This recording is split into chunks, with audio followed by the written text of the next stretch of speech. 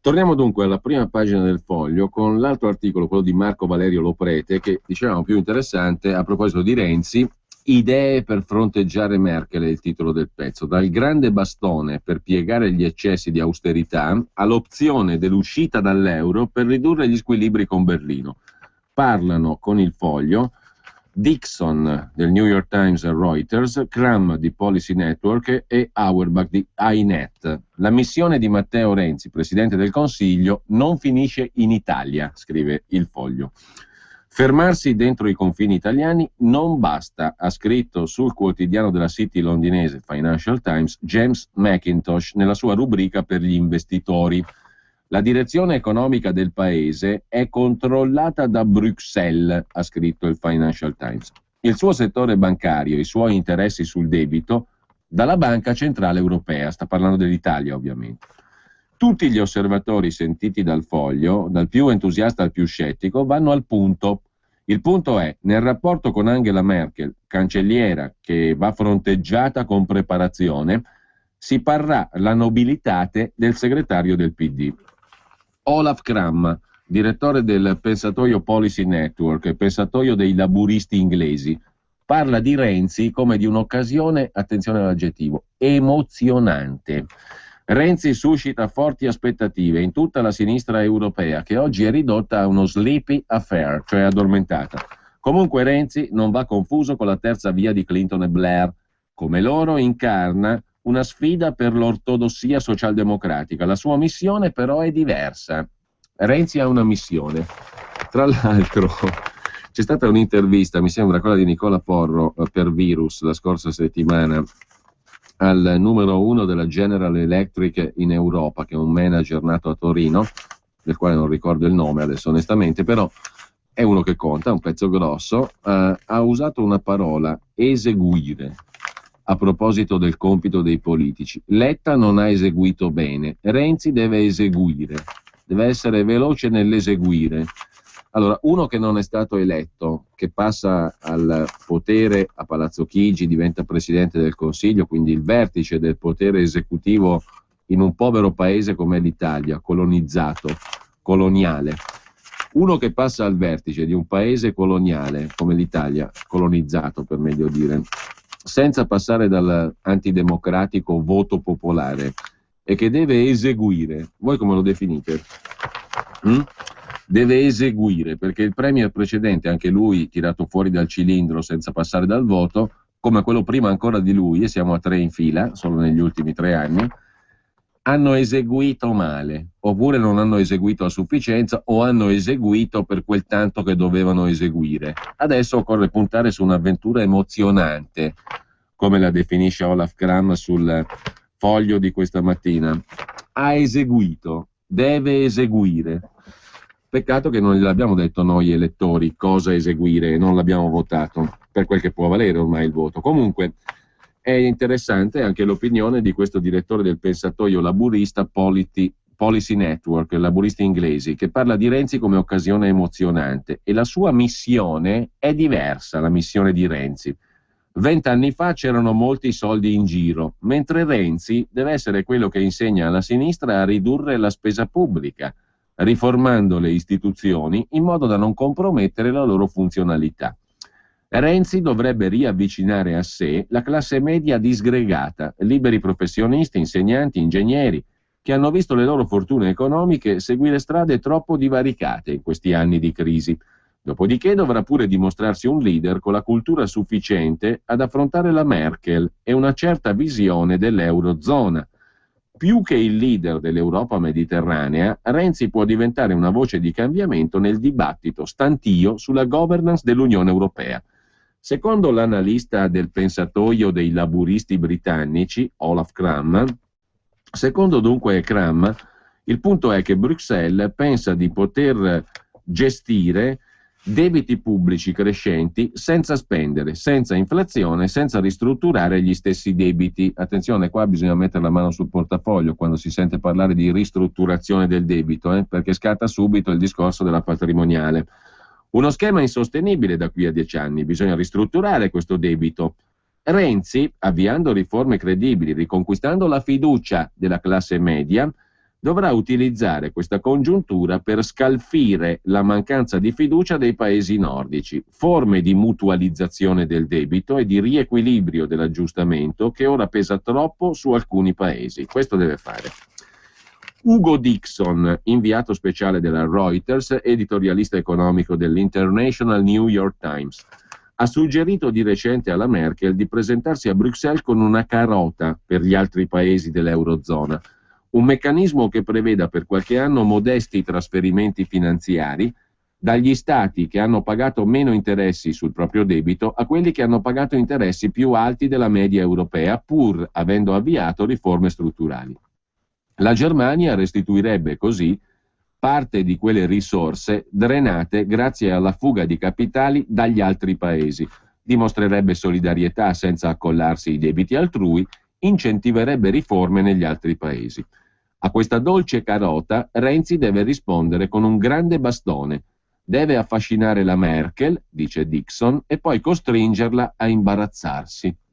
È giovane, deve farle capire di voler contare a lungo nella politica italiana e di avere un piano riformatore a lungo termine.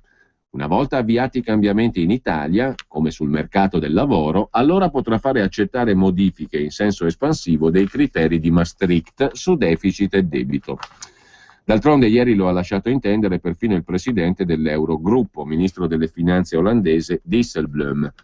Come far imbarazzare la Merkel? La presidenza italiana del semestre europeo si dovrebbe dare 3 priorità.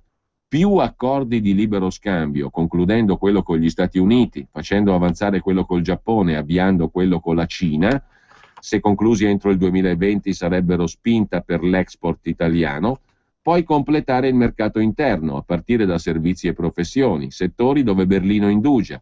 Renzi dovrebbe dire: cara Angela, in questi anni hai chiesto a tutti noi di riformare le nostre economie e aprirci alla concorrenza. Adesso fallo tu. Infine, occorre incentivare canali di finanziamento alle imprese alternativi a quello bancario. È vero per tutta Europa, ma soprattutto per il paese dei capitani coraggiosi che comprarono Telecom indebitandosi, conclude Dixon. Agitare il bastone riformatore e ottenere la carota per i titoli del debito. Così Renzi avrà successo.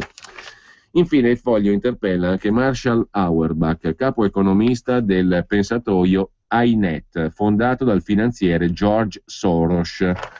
Auerbach è il meno ottimista. Renzi ha ragione a dire che il tetto del 3% al deficit non c'entra nulla con la teoria economica, ma di leader che avevano annunciato riforme domestiche ed europee ne sono passati tanti senza cambiare nulla. Un eccesso di rigore di bilancio non conviene neanche alla Germania se vorrà avere in futuro le infrastrutture per attrarre investimenti. Un paese come l'Italia possiede, grazie all'enorme debito pubblico, l'opzione nucleare per convincere i tedeschi a cambiare rotta. Ma l'opzione nucleare, cioè minacciare l'uscita dall'euro, ha effetti collaterali. Certo che se Renzi non la usa e si accontenta del rumore di fondo su riforme e austerità, rischia di essere solo il canarino nella miniera di carbone europea. Questi 3 pareri raccolti dal Foglio in ambito anglosassone. Grandi patrimonialisti crescono intanto, titola ancora il Foglio, da Barca alla CGIL, passando per la questione delle rendite finanziarie da colpire. C'è aria di patrimoniale. Infine, cari industriali, riconvertitevi, buone ragioni e consigli accademici per un'impresa non assistita, sempre sul Foglio. Alberto Brambilla è l'autore dell'articolo.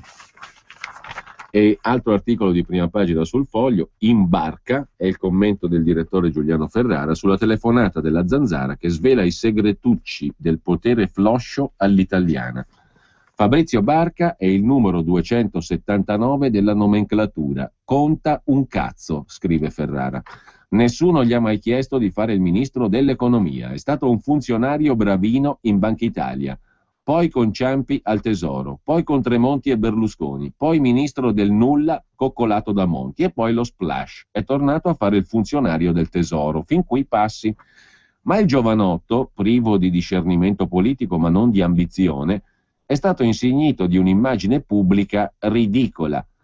Uscito dal governo dei tecnocrati, dove non si era segnalato per alcunché, tampoco in senso politico, è diventato, grazie alla curatela di Repubblica, De Benedetti, Mauro Scalfari, e sulla sua scia giornalistica lunga lunga, addirittura capo della sinistra italiana. Roba da matti. Ieri con la bella Fornero, oggi con il Vendola e con pretese su un PD ma ben bene di sinistra, e come si diceva nel vecchio gioco del Monopoli, senza passare dal via. Cose da pazzi.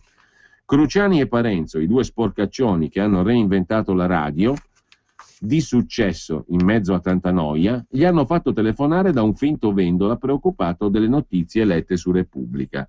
Ma che, vai al tesoro con l'odiato Renzi? Dette due parole, per il resto ha fatto tutto quel logorroico di Fabrizio Barca. Non solo c'è cascato, perché insomma il discernimento eccetera, ma si è vantato in modo grottesco d'aver detto di no alle pressioni di Carlo De Benedetti e a quelle di Renzi. Non ci crediamo, scrive Ferrara. Avrà fatto qualche telefonata di ricognizione dopo un articolo di Repubblica e gli hanno risposto cortesemente dei numeri 8 o 9 del giro di Renzi, che pensa tutt'altro. E allora Fabrizio il logorroico si è vantato per 20 minuti con Vendola ammutolito di aver respinto l'assalto del Capitale. Capirai, non mi ha nemmeno chiamato Matteo, ha singhiozzato, solo qualche gregario, e poi sono un branco di scemi, porteranno il paese alla rovina. Sono i segretucci, commenta Ferrara, del potere all'italiana, floscio. Un giornale politico ti inventa, mette le fotine, ti intervista, siamo tutti un po' civati, poi ti candida, in nome dei tuoi paper sul catoblepismo, e tu stai al gioco, prima o poi qualcuno che ti fa fare qualcosa si troverà. Così minimizza Ferrara, il quale del resto con gli ambienti americani è in consuetudine da tempo, l'ha detto lui stesso. Infine, sempre dalla prima pagina del Foglio, l'Andreas Version di Andrea Marcenaro: sarà sempre così, badate, non c'è niente da fare, la mafia ci circonda, l''ndrangheta ci controlla, la camorra ci strapazza, compri una mattonella per il cesso, devi stare attento al pizzo che ci ricava il guappo, bevi un caffè e paghi l'interesse che riconduce a qualche picciotto. L''ndrangheta controlla i lavori dell'Expo di Milano 2015, la delinquenza campana ha messo le grinfie sulla ricostruzione dei dopoterremoti, il lattaio di sotto porta la coppola, l'Italia è divisa in tre, pochi per bene, Camilleri, Don Ciotti, il PM di Matteo e un pugno d'altri, poi c'è un grosso numero di babbei e infine una tentacolare associazione a delinquere che tutto sa, tutto muove e tutto si piglia, dalla spazzatura ai caffè Chantin, dal gioco del calcio al reggipetto di mia sorella.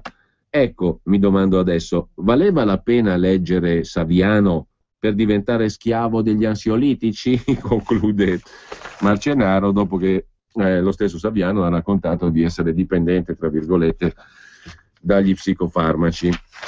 Comunque, sempre dal Foglio di oggi, ultima segnalazione sul voto in Sardegna, commentato da Diana Zuncheddu, cognome inequivocabilmente sardo: la metà dei sardi non ha votato ed è un assoluto segno di civiltà, commenta l'editorialista del Foglio. Pare che l'unico a cui importi a Roma delle elezioni sarde sia il FAI. È partito subito un appello al neogovernatore della regione sarda Pigliaru perché ritiri il piano paesaggistico approvato dal predecessore, l'appello del Fondo per l'Ambiente Italiano. Per il resto il sole splende su Roma e anche sul Frecciarossa che sposta il giovane premier da Roma in su. L'unica vera grande isola italiana se ne va verso il suo destino solitario. Berlusconi, che ha ancora casa in Sardegna ed è calato 2 volte nell'isola per sostenere il governatore Cappellacci, sta zitto. Il suo commercialista ha perso. Ha perso proprio lui, la persona che è riuscita a catalizzare meno voti della coalizione che lo sosteneva. Ha perso per 3 punti, dopo 5 anni di quasi nulla e un fuoco d'artificio dell'ultima ora di proposte demagogiche che non si sono bevute nemmeno i sardi. La zona franca in Sardegna. Spariamo le alte come il nuraghe di Burumini. Lo Stato romano non ha nemmeno i soldi per andare a votare, figurarsi per una zona franca ai confini del suo impero. Dicono abbiano contribuito al risultato anche quei voti sfilati da Mauro Pili, ex delfino di Berlusconi ed ex governatore. Finalmente si arriva al vincitore, Pigliaru, docente di economia politica, prorettore dell'Università di Cagliari, nato e cresciuto a Sassari, lo stesso liceo dei Cossiga e dei Berlinguer, famiglie dell'altissima borghesia sarda che non hanno governato l'isola ma l'Italia. Noioso, freddo, figlio di quell'Antonio Pigliaru, giurista e filosofo, che studiò la vendetta barbaricina come ordinamento giuridico. Compie 60 anni quest'anno Pigliaru, nome venuto fuori a 40 giorni dalle elezioni, unico in grado di non far litigare troppo i cappetti sardi del partito, slegato dai giochi baronali, nonostante sia stato 2 anni assessore al bilancio. Nella giunta Soru si era dimesso perché il presidente Padrone aveva avvocato a sé molte deleghe. Con il neogovernatore si è congratulato Renzi, prima via Twitter, poi per telefono, mentre il professore brindava. Eppure tutti, fino a domenica, ci tenevano a dire che il risultato era nato in Sardegna. I sondaggi non erano così positivi, tanto valeva dire non ci cercate, chi se ne frega. Così si compie l'elezione in un'isola che non riesce a fare niente per contare, che non esiste a Roma, figuriamoci a Bruxelles, che resta disunita davanti agli Emirati Arabi che si comprano le coste, ai turisti che nonostante i prezzi alti e i servizi bassi continuano a bagnarsi al mare, che muore di pioggia o di non lavoro nella noncuranza di una classe dirigente sarda che è irrilevante. La metà dei sardi non ha votato, assoluto segno di civiltà. Lasciamo il Foglio con un'ultima segnalazione. Nell'inserto c'è il primo articolo di Salvatore Merlo dedicato al Corriere della Sera e a Ferruccio De Bortoli. Il direttore del Corriere lamenta di avere troppi azionisti e litigiosi, vorrebbe un editore, la redazione è la sua trincea, una conversazione insomma tu per tu con De Bortoli. Se gli azionisti litigassero meno sarebbe meglio, dice il direttore del Corriere della Sera. La Rizzoli Corriere della Sera non è un terreno di battaglia, è un'azienda importante. Renzi, per ora siamo alla sceneggiata d'Annunziana. Mi auguro abbia successo, se funziona lui, funziona l'Italia. Leggo Repubblica con attenzione, quella di Scalfari era più libertina di quella diretta da Mauro, la proprietà del Corriere è come il Consiglio delle Nazioni Unite, ma io ho pubblicato la Gabanelli e gli attacchi di Mucchetti alla Fiat.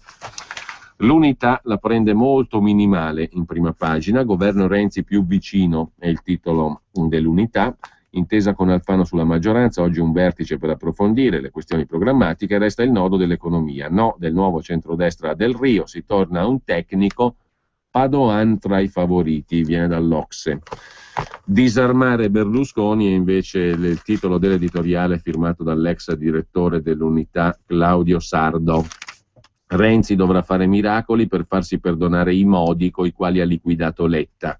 Molti italiani sono critici, attendono di misurare il nuovo premier sul lavoro, l'economia, la lotta alle rendite, la pubblica amministrazione. Speriamo che il miracolo avvenga, che abbia un segno di equità e di eguaglianza sociale. Ma c'è una questione politica che condizionerà la vita del futuro governo, la continuità del suo programma. Bisogna cambiare l'Italicum per disarmare Berlusconi, dice l'ex direttore sardo. Poi c'è la vignetta di Staino in prima pagina. Mauro Moretti tra i candidati ministro di Renzi, Mauro Moretti l'amministratore delle Ferrovie dello Stato ex CGIL, si vede che Renzi viaggia solo sulla tratta Roma-Firenze, è il commento. Dall'Unità passiamo però al Manifesto. In prima pagina sul Manifesto c'è la resa dei conti, dai capannoni alla piazza, dal benessere alla povertà, artigiani, piccoli imprenditori, commercianti decimati dalla crisi, abbandonati dalla politica, invadono Roma e riempiono in 60.000 Piazza del Popolo, denunciano la solitudine, i suicidi, la chiusura di 1.000 aziende al giorno dall'inizio della recessione. Poi c'è la politica interna, il Renzi 1 come il governo Letta, dice Alfano, la maggioranza è identica, ma poi c'è pagina 9 dedicata all'Ucraina con il commento di Immanuel Wallerstein sulla crisi ucraina e gli Stati Uniti, i neoconservatori di Obama per l'Europa è il titolo del pezzo. L'Ucraina ha sofferto e vissuto da qualche tempo uno scisma interno che minaccia di diventare guerra civile come è accaduto in altri paesi, scrive Wallerstein. I confini dell'attuale Ucraina includono un solco che va dall'est all'ovest, all'interno del quale sono presenti forti differenze linguistiche, religiose, economiche e culturali.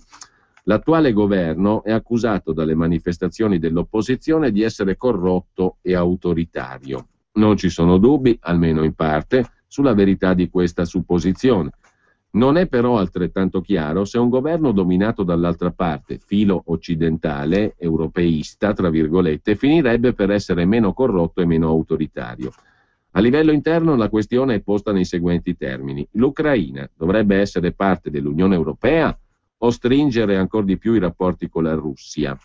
È risultata dunque forse inaspettata la registrazione dei giorni scorsi apparsa su YouTube, nella quale l'assistente del segretario di Stato per gli affari europei ed euroasiatici Victoria Nuland, governo Obama, parla di strategia politica degli Stati Uniti nei confronti dell'Ucraina con l'ambasciatore degli Stati Uniti. In questa registrazione la Nuland pone la questione come una lotta geopolitica tra Stati Uniti ed Europa e in particolare Germania. Nuland è stata accolta, come è noto, in una discussione in cui afferma «fanculo all'Europa». L'Europa, attenzione, non la Russia. E allora chi è Victoria Nuland? È un membro sopravvissuto della cricca neocon che circondava George Bush. Suo marito, Robert Kagan, è uno degli ideologi più noti del gruppo neoconservatore. La questione posta dalla funzionaria americana è interessante, visto il suo ruolo nell'amministrazione Obama. La prima cosa che Obama e Kerry dovevano fare, una volta al potere, era levare una neocon da quel ruolo. Ora, ricordiamo quale fosse esattamente la linea neocon sull'Europa durante i giorni della presidenza Bush. L'allora segretario alla difesa Rumsfeld intendeva la Francia e la Germania come vecchia Europa, a differenza di quella che veniva considerata nuova Europa, cioè i paesi che condividevano le opinioni di Rumsfeld sull'invasione dell'Iraq. La nuova Europa è stata per Rumsfeld la Gran Bretagna, l'Europa centro-orientale, i paesi dell'ex blocco sovietico. La signora Nuland sembra avere la stessa percezione dell'Europa. Pertanto l'Ucraina è solo una scusa conveniente per una divisione geopolitica più grande, che non ha nulla a che fare con lo scisma interno all'Ucraina. Ciò che ossessiona i Nuland non è un assorbimento dell'Ucraina da parte della Russia. Ciò che ossessiona è un'alleanza geopolitica di Germania e Francia con la Russia. L'incubo di un asse Parigi-Berlino-Mosca ha raggiunto l'acme nel marzo 2003, quando gli sforzi degli Stati Uniti per avere dalla propria il Consiglio di sicurezza dell'ONU per approvare l'invasione dell'Iraq furono sconfitti da Francia e Germania. Peraltro qui c'è la continuità di Obama su questa linea. Anche Avvenire si occupa di Ucraina in prima pagina con il pezzo di Fulvio Scaglione. L'ala del movimento violenta, nazionalista, tutt'altro che libertaria, men che meno europeista, che già faceva da punta di lancia alle proteste, è diventata dominante in Ucraina e non ha intenzione di permettere il dialogo tra le parti, tantomeno la composizione del conflitto. A dispetto delle apparenze, la furia di queste ore mimetizza un calcolo molto razionale. Il tempo gioca a favore del regime, quindi bisogna far saltare tutto, dicono in sostanza gli americani che stanno mettendo in piedi la protesta anche attraverso il famoso ex pugile leader dell'opposizione e chiamandola filo europeista. Costi quel che costi in termini di morti e disgregazione del paese. Sulla pelle degli ucraini, scrive Avvenire, viene combattuta una battaglia che ha i suoi stati maggiori all'estero. I centri di potere sono Washington e Mosca. Sempre poi dalla prima pagina di Avvenire, Al-Qaeda minaccia tra 48 ore nuovi attentati in Egitto. Anche il turismo finisce nel mirino da parte dei paladini del caos, scrive Giorgio Ferrari nel commento di prima pagina. Poi c'è dall'Aquila una denuncia shock, la ricostruzione post-terremoto è ferma, se n'è andata via anche la mafia. Cosa Nostra lascia l'Aquila. Dopo l'assalto alla diligenza degli appalti abruzzesi da parte delle cosche tra 2009 e 2012, gli appetiti mafiosi si sono spostati soprattutto verso l'Emilia-Romagna e Milano. Il motivo? I cantieri del doposisma sono fermi e tutto si è involuto. Lo denuncia la Procura Nazionale Antimafia, che conferma la criminalità organizzata opera dove i fondi ci sono. E sempre dalla prima pagina di Avvenire, passa dallo zucchero la fine dell'embargo americano contro Cuba. E poi c'è una notizia curiosa, per così dire, strappati al maligno con un esorcismo grazie a Wojtyla, Giovanna e Giuseppe, nomi di fantasia, si sono presi per mano e hanno affrontato insieme, armati solo della preghiera e della frequenza ai sacramenti, la violenza del demonio e le conseguenze sulla loro vita coniugale è diventata un inferno. Un percorso dolorosissimo con la cura di un esorcista, conclusosi nel migliore dei modi grazie a Papa Wojtyla. Così Avvenire in prima pagina. La prima pagina del secolo XIX ospita l'articolo sulla centrale di Vado Ligure, di cui abbiamo già ampiamente parlato. Ha ucciso 450 persone, secondo i magistrati. La Tirreno Power, per metà di De Benedetti, risponde: sono dati di parte, non c'è nessun nesso fra le emissioni e le morti. Italia Oggi apre con gli imprenditori, rabbia in piazza, per la prima volta 60.000 artigiani, lavoratori autonomi, piccole e medie imprese e commercianti hanno manifestato compatti a Roma contro gli eccessi di fisco e burocrazia. Poi c'è anche un ministro dell'economia, secondo Italia Oggi, che non è Bernabé ma Enrico Morando, sostenuto da Fassino, sarà il ministro dell'economia del governo Renzi, e il racconto del direttore nella rubrica Diritto e Rovescio. Accompagno un collega americano a vedere Milano dal tetto del Duomo. Entriamo da un varco dove su un muro c'è scritto da una parte scale, dall'altra ascensore. Ovviamente i due termini, senza tener conto che chi frequenta questi luoghi è all'80% straniero, sono espressi solo in italiano. Non potendo fare tutte quelle scale a piedi, andiamo verso l'ascensore, da dove però ci respingono, parlando solo in italiano e non capendo alcuna lingua straniera, perché la cassa stava prima, dalle parti della scala. Qui ci sono dei turisti con zainetti che non possono portare con sé per evidenti motivi di sicurezza. A gesti chiedono se c'è un deposito. No, non c'è. Uno dei due poliziotti, per fortuna non capito, dice: e che cazzo, vorrebbero anche che glieli tenessimo noi gli zainetti. C'è da meravigliarsi, conclude Italia Oggi, che l'anno scorso 9 milioni di stranieri abbiano visitato Milano. Non ce li meritiamo. Expo 2015 però sanerà tutte le contraddizioni. Finisce la rassegna stampa, prosegue la mattinata su Radio Padania Libera. Buona giornata a tutti da Giulio Cainarca.